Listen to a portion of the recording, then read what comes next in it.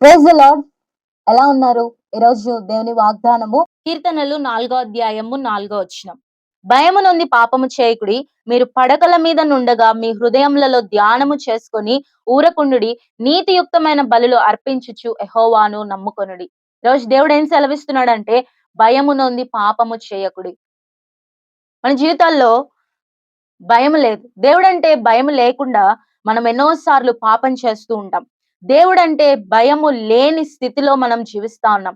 ఎక్కడ చూసినా గూడా, ఎవరిని చూసినా కూడా భయము లేదు కాబట్టే అక్రమము విస్తరిస్తా ఉంది. భయము లేదు కాబట్టే పాపము విస్తరిస్తా ఉంది. ఆ పాపం వల్ల అనేక ఘోరాలు జరుగుతా ఉన్నాయి. ఈరోజు దేవుడు ఏమంటున్నాడంటే భయము నొంది పాపము చేయకుడి. మీరు పడకల మీద ఉండగా మీ హృదయములలో ధ్యానము చేసుకొని ఊరకుండుడి. దేవుని వాక్యాన్ని మనం ఎప్పుడైతే ధ్యానం చేస్తూ ఉంటామో, దేవుని వాక్యము మన జీవితంలో ఉంటే మన జీవితములలో పాపం ఉండదు.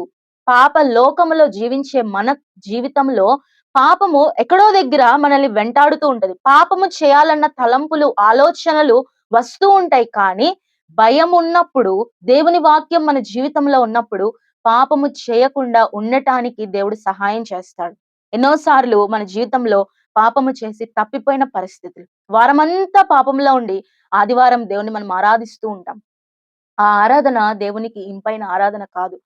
పాపము చెయ్యొద్దు. దేవుడు స్ట్రెయిట్‌గా మాట్లాడుతున్నాడు. భయము నొంది పాపం చేయదు. ఎవరంటే భయముండాలి? దేవుడంటే భయముండాలి. చాలా సార్లు మనకి దేవుడంటే భక్తుంటది కానీ, దేవుడంటే భయముండదు. భయము లేకపోతే మన జీవితంలో విచ్చలవిడితనం ఎక్కువైపోతూ ఉంటది. ఎప్పుడైతే దేవుడంటే మనకి భయముండదో, అప్పుడు పాపము చేయడానికి మనము పరితపిస్తూ ఉంటాం. కాబట్టి ఈరోజు దేవుడు ఏమంటున్నాడంటే భయము నొంది పాపము చేయకుడి. మీరు పడకల మీద ఉండగా మీ హృదయములలో వాక్యాన్ని ధ్యానించండి. వాక్యాన్ని నెమరువేసుకోండి. అందుకే కీర్తనలు 119 అధ్యాయం 9వ వచనంలో యవనస్తులు దేని చేత తమ నడతను శుద్ధిపరచుకొందురు, నీ వాక్యమును బట్టి దానిని జాగ్రత్తగా చూచుకొనుట చేతనే కదా. దేవుని వాక్యమును బట్టి జాగ్రత్తగా మనం జీవించగలము. పాపము చేయకుండా దేవుని వాక్యము మనకి సహాయం చేస్తది. ఎందుకంటే దేవుని వాక్యము తప్పు చూపిస్తూ ఉంటది. దేవుని వాక్యము రెండంచుల గల ఖడ్గం. అది సరిచేస్తుంది. దేవుని వాక్యము ఆదరిస్తుంది. ఎప్పుడైతే మన జీవితంలో పాపం ఉండదో, ఎప్పుడైతే మనం భయము కలిగి పాపము చేయకుండా ఉంటామో, మనం నీతిమంతులుగా ఎప్పుడైతే జీవిస్తామో, మనకే కాదు ఆశీర్వాదము, మన కుటుంబానికి, మన తరానికి కూడా, నెక్స్ట్ జనరేషన్స్ కి కూడా ఆ ఆశీర్వాదము అలాగు దేవుడు అనుగ్రహిస్తూ ఉంటాడు. కాబట్టి ఈ రోజు నుంచి అయినా దేవుడంటే భయము కలిగి, దేవుని పట్ల భయము కలిగి పాపము చేయకుండా మన హృదయములో దేవుని వాక్యంను ఉంచుకొనటానికి ప్రయత్నం చేద్దాము.